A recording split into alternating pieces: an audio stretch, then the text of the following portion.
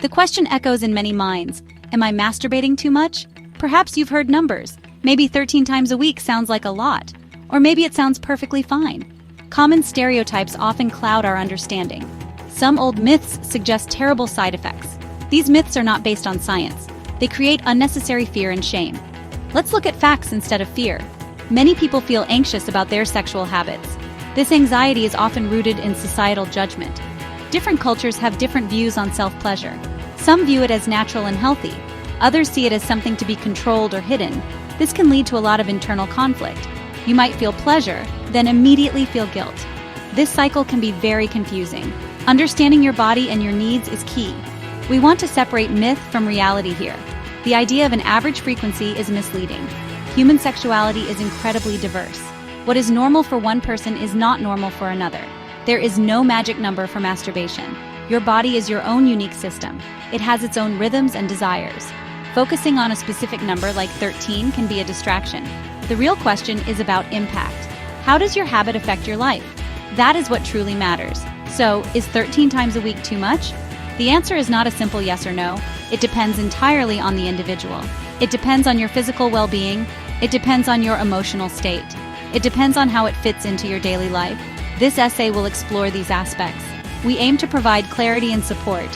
Our goal is to help you understand your own experiences. Let's begin this journey of discovery. For men, frequent masturbation is generally safe. The body is quite resilient in this regard. Physically, most concerns are minor. The most common issue might be skin irritation. This can happen from friction, especially without lubrication. The penis can become chafed or sore. This is usually temporary and heals quickly. Using a good quality lubricant can prevent this. Listening to your body's signals is important. If it hurts, it's a sign to take a break. Some men worry about depleting sperm count, or they fear it affects future fertility. The body produces sperm continuously. Masturbation does not permanently reduce sperm levels. While frequent ejaculation can temporarily lower sperm volume per orgasm, it quickly replenishes. For most healthy men, this is not a fertility concern. Testosterone levels are also not negatively impacted. These are common myths without strong scientific backing. Your body is designed to handle this natural function. There are no links between masturbation and serious physical harm. Myths about blindness or growing hair on palms are just that, myths. These stories were often used to create fear. They have no basis in medical science. Similarly, it doesn't cause acne or stunt growth. Your physical health is not at risk from the act itself. However, hygiene is always important. Keeping hands and any toys clean prevents minor infections. This is simple common sense for overall health. Some research even suggests potential benefits. Regular ejaculation might be linked to prostate health. Some studies indicate a lower risk of prostate cancer, though more research is always ongoing in these areas. The key is always moderation if you feel discomfort. If you experience persistent pain or unusual symptoms, it is wise to consult a healthcare professional. But for most, the physical side is unproblematic. 13 times a week might be fine if there's no discomfort. Your body will tell you if it needs a rest. For women, the physical aspects are also generally very safe. The female body is well equipped for sexual pleasure. Self-pleasure can be a wonderful way to learn about your body. It helps you understand what feels good. However, like with men, some minor issues can arise. The most common is clitoral or vulvar soreness. This can happen from too much direct stimulation, or it can occur without enough lubrication. Your body's natural lubrication can vary. Using a good, body-safe lubricant is highly recommended. This helps reduce friction and increases comfort. It can make the experience more pleasurable. It also protects the delicate skin of the vulva. If you experience soreness, take a break. Allow your body time to recover. This is a simple way to care for yourself. 13 times a week could be fine if it feels good, but not if it leads to constant irritation. Pay attention to your body's signals. Hygiene is another important consideration for women. Clean hands and clean sex toys are essential. This helps prevent urinary tract infections, UTIs, or it can prevent yeast infections or bacterial vaginosis. Washing before and after can be a good habit. Urinating after sexual activity can also help prevent UTIs. These are simple practices for good genital health. They are not specific to masturbation, but all sexual activity. Listen to your body and treat it with care. Concerns about masturbation changing vaginal tightness are myths. The vagina is a muscular and elastic organ. It is designed to stretch and return to its shape. Masturbation does not alter its long-term structure, nor does it impact future sexual experiences with partners, or affect childbirth in any negative way. The physical act of self-pleasure is natural. It does not cause long-term physical harm. It's about comfort, pleasure, and self-discovery. Your body knows what it needs. Masturbation is not just a physical act. It involves a deep connection between mind and body. When you engage in self-pleasure, your brain releases chemicals.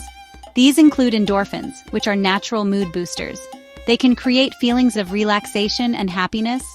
Dopamine, associated with pleasure and reward, is also released. This can explain why it often feels so good. It can be a powerful tool for stress relief.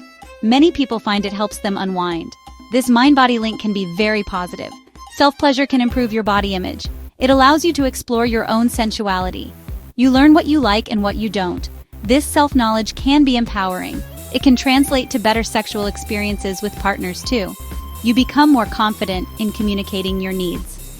This is a healthy aspect of sexual development. It is part of understanding yourself as a whole person. However, the mind-body connection can also be complex. If you carry guilt or shame about masturbation, these feelings can interfere with the positive effects. You might experience pleasure, then immediately feel bad. This internal conflict can be distressing. Societal messages or religious beliefs can contribute to this. It is important to unpack these feelings. Understanding where they come from is the first step. Many find that self-acceptance transforms the experience. Consider how masturbation fits into your overall mental state. Is it a source of genuine pleasure and release? Or does it come with a heavy weight of negativity? If it's the latter, the issue isn't the act itself. It's often the thoughts and feelings surrounding it. 13 times a week with joy is different from 13 times with shame. The psychological context matters immensely. Your brain interprets the experience based on your beliefs. Working towards a healthy mindset is beneficial. Section 5. When does pleasure become problematic? Understanding compulsive behavior. Any pleasurable activity can potentially become compulsive. This includes things like eating, shopping, or even exercise. Masturbation is no different in this regard. The key word here is compulsive. Compulsive behavior is not defined by frequency alone. It's about a loss of control. It's about negative consequences in your life. Someone might masturbate 13 times a week, and it might be perfectly integrated into their life. Compulsive masturbation occurs when the act feels out of control. You might feel an overwhelming urge that's hard to resist. Even when you want to stop, you find you can't. It starts to interfere with daily responsibilities. This could mean missing work or school. It could mean neglecting relationships or personal hygiene. The focus shifts from pleasure to a desperate need. This is when it crosses a line for many people. It is no longer a choice, but a compulsion. It's important to distinguish this from a high sex drive. Having a high libido is perfectly normal for some. Enjoying frequent self-pleasure is also normal. The problem arises when it causes significant distress or when it impairs your ability to function. If you feel shame, guilt, or anxiety about the behavior, and these feelings are persistent and overwhelming, it might be a sign of a compulsive pattern. The act itself is not inherently bad. The pattern of use can become problematic. Consider the why behind the frequency. Are you using masturbation to avoid difficult emotions? Is it your only coping mechanism for stress or sadness? While it can be a healthy stress reliever, relying on it exclusively might indicate an issue. Healthy coping involves a range of strategies. If masturbation is used to escape reality to a detrimental extent, then even a lower frequency could be part of a compulsive pattern. It's about the function it serves in your life. 13 times a week to avoid life is different than for pleasure. Section 6. Voices of authority. What researchers and clinicians observe about frequency. Researchers and clinicians generally agree. There is no universally correct frequency for masturbation. Sexuality is a spectrum, and so is sexual behavior. Dr. Alfred Kinsey's research in the mid-20th century showed a wide range of sexual behaviors were common. This included varying frequencies of masturbation. Modern sexologists echo this sentiment. They emphasize individual differences and experiences. What is healthy is what feels right for the individual and what does not cause them distress or harm. Many experts point out the health benefits. These include stress reduction and improved sleep. Some studies suggest mood enhancement. Dr. Debbie Herbenick, a prominent sex researcher, often highlights that masturbation is a normal part of human sexuality. She emphasizes self-exploration and understanding one's own body. The focus in clinical settings is rarely on numbers. Instead, it's on the function and impact of the behavior. Is it enhancing life or detracting from it? That is the critical question experts often ask. Clinicians become concerned when masturbation is compulsive, or when it is accompanied by significant distress. This distress might stem from guilt due to cultural conditioning, or it might be because the behavior feels out of control. Therapists will explore the underlying reasons. They help individuals understand their patterns. The goal is to restore a sense of balance and well-being, not to impose an arbitrary limit on frequency. 13 times a week is not an automatic red flag unless the person reports it as problematic for them. Research does not support old myths about physical harm. There's no scientific evidence that masturbation causes blindness, insanity, or physical weakness in general. These ideas are remnants of historical anxieties. Modern science offers a more enlightened view.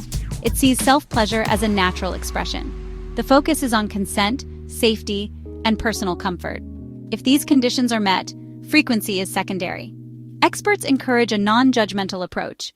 Listen to your body and your feelings. Section 7. Emotional landscapes, masturbation, guilt, and inner well-being. The emotional impact of masturbation is deeply personal. For many, it is a source of pleasure. It can be a moment of private joy and release, a way to connect with one's own body. This can foster positive feelings of self-acceptance. It can be a healthy outlet for sexual energy. In these cases, it contributes positively to emotional well-being. The experience is integrated and affirming. There is no conflict, only calm or satisfaction. However, for others, emotions are more complicated. Feelings of guilt and shame are common. These often stem from upbringing or cultural messages. Religious teachings can also play a significant role. If you were taught that masturbation is wrong or sinful, it is hard to simply switch off those feelings. This can create an internal battle. The body experiences pleasure, but the mind experiences distress. This conflict can be very taxing emotionally. This guilt can sometimes overshadow any pleasure. It can lead to a cycle of secret behavior followed by intense regret and self-criticism. This does not mean the masturbation itself is the problem. Often the problem is the internalized shame. Working through these feelings is important. This might involve reevaluating learned beliefs. It might involve seeking supportive resources or talking to a therapist or counselor. Self-compassion is a crucial part of this journey. 13 times a week might feel fine for someone with no guilt. For someone struggling with shame, once a week might feel too much. The emotional response is a powerful indicator. If masturbation consistently leaves you feeling worse emotionally, it is worth exploring why. Is it the act itself or the feelings you attach to it? Or is it perhaps a way to numb other, deeper emotions? Understanding this can lead to greater inner peace. Your emotional well-being is paramount. Section 8. 13 times a week. A number or a personal narrative. Let's return to that number, 13 times a week. Is this a useful benchmark for anything? The simple answer is no, not really. Human sexual response and desire are incredibly varied. Some people have a very high sex drive. For them, masturbating once or twice a day or around 13 times a week might feel natural. It might be a regular part of their routine. Like exercise or a hobby, it fits into their life. If it brings them pleasure and causes no issues, it's fine. For another person, 13 times a week might feel excessive. It might leave them feeling physically sore, or it might take up too much time. Time they would rather spend on other activities or with friends and family. It might feel like an obligation rather than a choice. In this case, that frequency is not working for them. It does not align with their personal needs or goals. The number itself is neutral. The impact on the individual is what defines it. Consider the context of these 13 instances. Are they moments of joyful self-exploration, or are they driven by anxiety or loneliness? Are they a way to connect with your body, or a way to disconnect from your feelings? The narrative behind the number is more important. A high frequency driven by compulsion is problematic. A high frequency experienced with joy is not. This distinction is crucial for self-understanding. It moves beyond simplistic judgments based on quantity. So, instead of fixating on 13 or any number, ask yourself different questions. How does my pattern of self-pleasure make me feel? physically, emotionally, and mentally? Does it enhance my life and well-being? Or does it create conflict, distress, or dysfunction? Does it feel like a choice I am making freely? These questions help you write your own narrative. They guide you toward what is healthy for you. Your personal story matters more than any statistic. Section 9. Cultivating healthy self-pleasure. Guidance and gentle support. Cultivating healthy self-pleasure starts with self-awareness. Listen to your body's signals. If you feel physical discomfort, take a break. Use lubrication if it enhances comfort and pleasure. Practice good hygiene to prevent minor infections. These are basic acts of self-care. They show respect for your body. This foundation helps ensure positive physical experiences. Your body is your guide in this. Beyond the physical, consider your emotional responses. If you feel guilt or shame, explore these feelings. Understand that masturbation is a normal human behavior. Many people find it helpful to educate themselves. Reading books or reliable online resources can help. Challenging negative beliefs learned in the past is possible. If these feelings are persistent and distressing, consider talking to a therapist or counselor. They can provide a safe space for exploration. You deserve to feel at peace with your sexuality. If you suspect your behavior might be compulsive, seek support. Signs include feeling out of control, or if it negatively impacts your life, work, or relationships. Or if you use it as the primary way to avoid feelings. A mental health professional can help. They can assist you in developing healthier coping strategies. There is no shame in asking for help.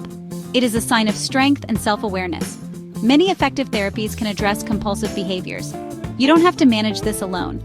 Ultimately, a healthy relationship with self-pleasure is one that is balanced and life-affirming. Whether it's once a month or 13 times a week, it should contribute positively to your overall well-being.